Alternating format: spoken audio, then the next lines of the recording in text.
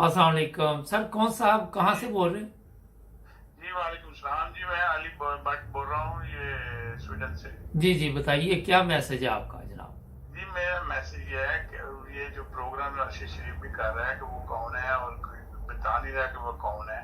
वो मैं अपनी कौम को बताना चाहता हूँ कौन है। ये सब ये कह रहे हैं कि बाजवा साहब है, बाजवा साहब है। बाजवा साहब तो एक एजेंट है उनके। असल में जो है, हाँ असल में जो है, असल बंदे जो है वो पीछे बैठे हुए हैं। ये स्टोरी शुरू हुई है 1950 की, जब फौजी फर्टिलाइजर का जो ये प्लांट दिया था अमेरिका ने। तो वो तो पाकिस्तान को दिया था। तो ये फौजी फर्टिलाइजर वालों ने अपनी फाउंडेशन बना के तो फिर उसके बाद इसको खुद ही रख लिया। तो फर्टिलाइजर का और कोई प्लांट भी नहीं था उस वक्त। तो ये केले में अपनी रही है इनकी। तो इन्होंने ये ग्रुप है पूरा इस वक्त जो स्टॉक मार्केट का सबसे बड़ा ग्रुप है। आप देखेंगे, मैं आपको तस्वीर भेजूंगा। वो फौजी फाउंडेशन का है जी। इनके अंदर जो है ये कंपनियां जो आ रही हैं सारी, ये माड़ी गैस हो गई, स्क्रीप बैंक, फौजी सीमेंट और DH जो जितने भी हैं सारे मुल्क के, जी ये सारी कंपनियों के जो इनके जो बड़े शेयर होल्डर है ना, जो जर्नैल हैं, वो हैं असल में इसके पीछे। तो ये तो एजेंट है सिर्फ बाजवा और नदीम है। इनकी तो वैल्यू नहीं, इनको तो जॉब देनी है उन्होंने बस एक ना छोटी सी। तो इससे निजात कैसे मिलेगी सर? निजात कैसे मिलेगी? हाँ, निजात ये ऐसे मिलेगी कि ये इन बंदों को चाहिए कि DHA में प्लांट लेने बंद करें और ये फौजी फर्टिलाइजर की परचेज बिल्कुल बंद करें। इनके जो है फिर अस्करी बैंक में पैसे जमा बंद कराने, फौजी सीमेंट लेना बंद करें बिल्कुल। तो इनके जो है फिर निजात मिलेगी इस तरह। चलें। जब और इनको इनकी कंपनियों को अगर हो सके तो इनकी कंपनियों को जाके असल में ये इनके जो मेजर शेयर होल्डर हैं, जो जर्नैल वो बैठे हुए हैं, वो है पीछे सारी गेम के। लेकिन ये आसानी से छोड़ देंगे? जिस तरह आप बता रहे हैं इतने अरसे से उन्हें आदत पड़ी हुई है, तो वो क्या आजाद कर देंगे सब कुछ आसानी से? नहीं, वो तो नहीं आजाद, उनकी तो मौत है। क्योंकि इसने इमरान खान ने कहा था कि मैं थाली बनाने लगा हूँ जिसमें पूरे पाकिस्तान की सारी जमीनें जो है उसके अंदर होंगी।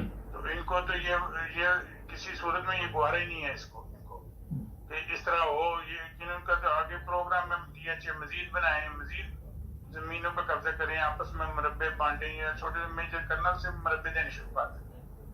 तो यहाँ स्वीडन में भी फौजियों को मुरब्बे मिलते हैं? स्वीडन में तो पता ही नहीं किसी को कौन इनका फौज का कौन है हेड है और कौन क्या है। तो इस तरह तो ये इन्होंने तो असल में 100 साल पहले इन्होंने एजुकेशन जो है अपनी 100% लिटरेसी की हुई है, जिसकी वजह से।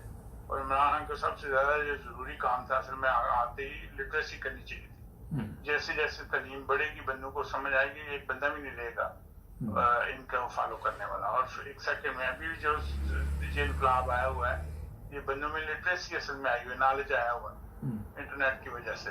इसकी वजह से उनको समझ आ रही है आपको अच्छा ये हो रहा है, इसलिए इस पाकिस्तान में हमसे ज्यादा हुआ। अच्छा, एक सवाल है सर, एक सवाल है आपसे एक सवाल है मेरा कि जिस तरह आप कह रहे हैं कि लोगों में शौर नहीं है, तालीम नहीं है, मगर जब भी कोई आवाज उठाता है उसको पकड़ के अंदर डाल देते हैं, गुमशुदा अफराद में शामिल कर देते हैं, उनका नामो निशान ही खत्म कर देते हैं। तो ये कब तक ये कौम का ये तमाशा चलता रहेगा? मुझे समझ आ रही है कि बदकिस्मती है मुल्क की कि जो असल में ये सबसे जो फौज इस मुल्क की हिफाजत के लिए थी, वो उसी ने कैप्चर कर लिया हुआ है। उसके वो फौज खुद कैप्चर हुई है कुछ जर्नैलों के हाथों में, और आगे वो कुछ जर्नैलों ने पूरे मुल्क को जो है वो कब्जा किया हुआ। तो ये असल में मसला हुआ। चले सर, आपका मैसेज पहुंच जाएगा सर।